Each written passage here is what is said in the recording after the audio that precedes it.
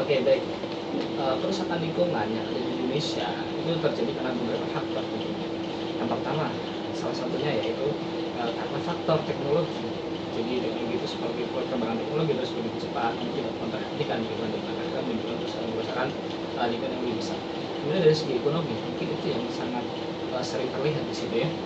Segi ekonomi di mana industri-industri besar itu membangun tapi tidak mempertimbangkan bagaimana limbah-limbah yang dibuang yang dikembalikan ke dalam. Kemudian yang ketiga yaitu permasalahan karena peningkatnya populasi karena penduduk terus bertambah. Nah, bagaimana solusi konkret yang diterapkan untuk menanggulangi permasalahan tersebut? Yang pertama, terkait permasalahan penduduk, itu mungkin bisa menggunakan terkait bagaimana program pemerintah yang sudah dilakukan, yaitu program bagaimana mensosialisasikan bahwa dua anak itu lebih baik, dua anak lebih baik. Jadi di zaman sekarang itu dua anak itu lebih baik. Selain untuk menjaga kestabilan lingkungan, karena dimana semakin banyak jumlah populasi yang ada, tentunya pembukaan lahan atau penebangan hutan itu akan semakin masif seperti itu. Kemudian selanjutnya bagaimana dari segi ekonomi? Di faktor ekonomi yang sudah saya jelaskan tadi terkait bagaimana industri-industri yang tidak memperhatikan, mungkin tentunya memberikan sanksi yang tegas terkait perizinan-perizinan, bagaimana industri-industri itu ketika tidak memperhatikan faktor lingkungan. Kemudian bisa juga dengan penerapan bagaimana teknologi hijau atau penerapan prinsip bagaimana penguatan regulasi terkait lingkungan, seperti mungkin bagaimana di tengah-tengah teknologi yang maju tetap menggunakan membangun taman-taman yang ramah lingkungan seperti itu. Selanjutnya, awal mula konsep pembangunan berkelanjutan atau sustainable development. Pada awal mulanya itu didirikan pada saat konferensi PBB di Stockholm pada tahun 1970 yang membahas tentang pembangunan ekonomi dan perlindungan lingkungan. Kemudian selanjutnya yaitu Komisi Brundtland dan laporan Our Common Future pada tahun 1987 yang membahas tentang bagaimana atau yang dikenal dengan laporan Brundtland yang diterbitkan oleh Komisi Dunia tentang Lingkungan dan Pembangunan pada tahun 1987.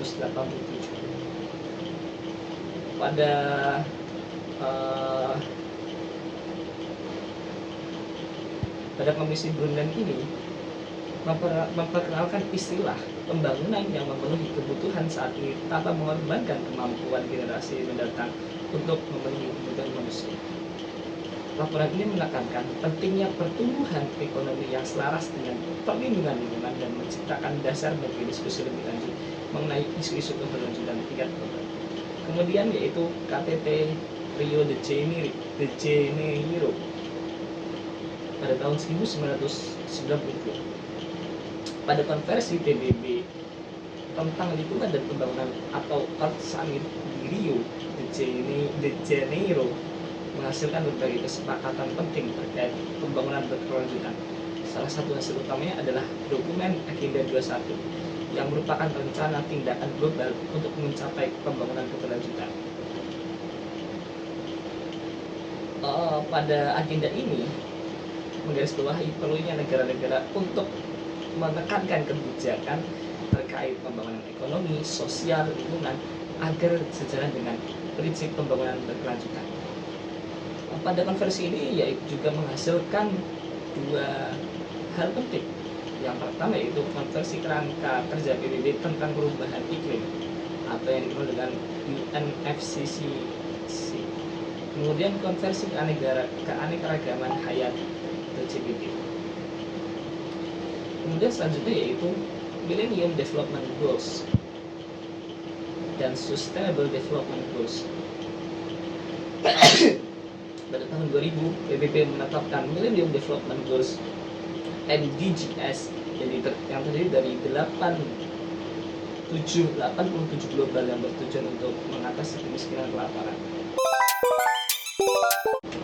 Bagaimana contoh konkret Sustainable Development yang ditetapkan di Indonesia? Yang pertama yaitu di negara Indonesia sudah mulai beralih dari energi yang tidak terbarukan menjadi energi terbarukan. Salah satu contohnya yaitu pembangkit listrik tenaga surya. Di Indonesia ini sudah mulai mengembangkan dan memperluas bagaimana pembangkit listrik tenaga surya. Salah satunya yaitu yang ada di Sumba atau Sumba Sonic Island. Kemudian selain itu ada pengembangan panas bumi geothermal. Pembangkit listrik ini yang berada di Gunung Salak, Gunung Layang Windu, dan proyek PLTP Sarula di Sumatera Utara. Kemudian yaitu selanjutnya terdapat mulai beberapa daerah menerapkan yaitu bank sampah, di mana bank sampah itu sudah mulai menyadarkan terkait masyarakat. Sistem bank sampah itu sangat menarik menurut saya. Sistem bank sampah itu di mana masyarakat atau warga mengumpulkan sampah-sampah dan ditukarkan dengan uang atau barang, dan dari situ akhirnya membangun kesadaran masyarakat bahwa kepedulian terhadap lingkungan, terutama sampah-sampah plastik yang tentunya dapat terurai dengan jangka waktu yang sangat lama, akhirnya bisa dikumpulkan dan bisa mengurangi penumpukan volume sampah yang ada di Indonesia atau di TPA, tempat pembuangan akhir, seperti itu. Itu prinsip pembangunan berkelanjutan, di mana setiap pembangunan yang dilakukan itu harus memperhitungkan bagaimana dampaknya agar lingkungan hidup yang kita rasakan saat ini dapat dirasakan juga bagi generasi yang selanjutnya. Kemudian yaitu prinsip kehati-hatian, di mana prinsip kehati-hatian setiap kegiatan yang berpotensi merusak lingkungan harus didasarkan pada pendekatan kehati-hatian. Selanjutnya prinsip partisipasi publik, di mana masyarakat memiliki hak untuk berpartisipasi dalam proses pengambilan keputusan terkait lingkungan hidup. Selain itu, pada undang-undang ini juga mengatur bagaimana perizinan yang diberikan oleh pelaku usaha. Selain itu tidak hanya masalah perizinan, namun juga membahas bagaimana sanksi yang diberikan, seperti sanksi administratif, sanksi pidana, dan sanksi perdata tentunya. Kemudian selanjutnya Undang-Undang Nomor 6 Tahun 2023 tentang penetapan Perpu Cipta Kerja menjadi undang-undang, di mana undang-undang ini tujuannya untuk mempermudah atau menyederhanakan izin sehingga proses investasi itu menjadi lebih cepat. Namun menurut saya ada yang perlu dikhawatirkan. Kenapa? Karena yang tadinya perizinan pelaku usaha itu dipersulit untuk dengan tujuan untuk menjaga lingkungan hidup, pembangunan keberlanjutan itu akhirnya menjadi disederhanakan. Bagaimana? Apa yang dampaknya kemungkinan akan terjadi? Tentunya dampaknya akan terjadi kerusakan lingkungan yang mungkin tanpa kita sadari seperti itu. Salah satu contohnya yaitu dalam undang-undang ini terdapat penyederhanaan AMDAL, yaitu analisis mengenai dampak lingkungan. Proses AMDAL menjadi lebih simpel dan fokus pada proyek-proyek tertentu yang dianggap berdampak besar. Namun pengurangan kewajiban AMDAL bagi usaha kecil dan menengah menimbulkan kekhawatiran akan dampak lingkungan yang tidak terawasi. Kemudian bagaimana aspek administrasi, pidana, dan perdata dalam Undang-Undang Nomor 32 Tahun 2009. Jadi aspek administrasi yang diberikan oleh pemerintah.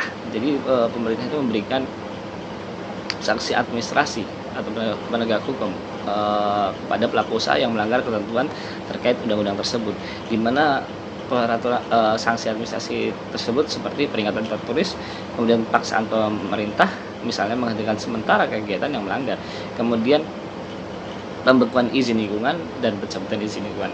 Seperti yang kita ketahui dalam undang-undang kita, izin lingkungan itu merupakan salah satu izin yang harus dimiliki oleh setiap pelaku usaha. Ketika izin lingkungan itu tidak dimiliki atau dicabut atau dibekukan, maka izin-izin yang lain itu otomatis tidak akan berlaku, seperti itu. Kemudian aspek pidana, bagaimana aspek pidana dalam penerapan hukum lingkungan? Aspek pidana dalam hukum lingkungan itu tercantum pada pasal 98 Undang-Undang Nomor 32 Tahun 2009 yang mengatur tentang tindak pidana lingkungan hidup, di mana pencemaran lingkungan secara sengaja atau kelalaian dalam pengelolaan lingkungan hidup itu dapat dikenakan sanksi pidana, seperti itu. Kemudian bagaimana aspek perdata? Aspek perdata itu kemudian mengatur bagaimana ganti rugi secara perdata tentunya. Ganti rugi itu seperti melakukan pemulihan lingkungan atau memberikan ganti rugi kepada pihak yang merugikan. Bagaimana contoh konkret dalam penerapan pendidikan dan pengelolaan lingkungan hidup di Indonesia, yaitu pada asas kearifan lokal, asas partisipasi, dan asas otonomi daerah. Yang pertama itu bagaimana asas kearifan lokal, di mana penerapan secara konkret itu seperti kita lihat di salah satu suku Baduy Dalam yang terletak di Kota Banten tersebut telah menerapkan bagaimana perlindungan dan pengelolaan lingkungan, seperti di mereka memiliki aturan adat di mana larangan penebangan hutan adat tanpa izin dari pimpinan adat atau tujuan jelas untuk kebutuhan mendesak seperti pembangunan rumah. Kemudian pada suku Baduy pun penggunaan teknologi modern itu tidak diperkenankan di sana, karena hal tersebut dapat berpotensi merusak alam seperti mesin atau kendaraan bermotor di wilayah Baduy Dalam seperti itu. Kemudian selanjutnya bagaimana asas partisipatif. Contoh konkretnya yaitu bagaimana program iklim Proklim yang terletak di Desa Nusa, Kabupaten Ngada, Nusa Tenggara Timur, di mana masyarakat berperan aktif dalam reboisasi, pengelolaan air, dan penerapan teknik pertanian yang adaptif terhadap perubahan iklim. Dalam Proklim, masyarakat mengikuti pelatihan terkait perubahan iklim dan langkah mitigasi seperti menanam pohon, manfaatkan teknologi ramah lingkungan, dan melakukan efisiensi energi. Kemudian melakukan pengawasan terhadap kegiatan yang bisa merusak lingkungan seperti kebakaran hutan dan penggunaan lahan secara berlebihan. Kemudian selanjutnya bagaimana asas otonomi daerah tersebut dapat diterapkan dalam perlindungan dan pengelolaan lingkungan. Contohnya, mungkin yang sudah menerapkan dalam otonomi daerah yaitu yang salah satu contohnya di Surabaya. Surabaya itu salah satu kota yang cukup baik dalam mengelola sampah. Di sana mereka menerapkan seperti bank sampah, kemudian pembangunan insinerator sampah untuk mengatasi masalah-masalah yang tidak dapat didaur ulang. Surabaya mengembangkan teknologi pembakaran sampah yang menghasilkan energi listrik. Dengan ini kota mampu mengolah sampah menjadi sumber energi. Jadi sampah itu tidak menumpuk di TPA.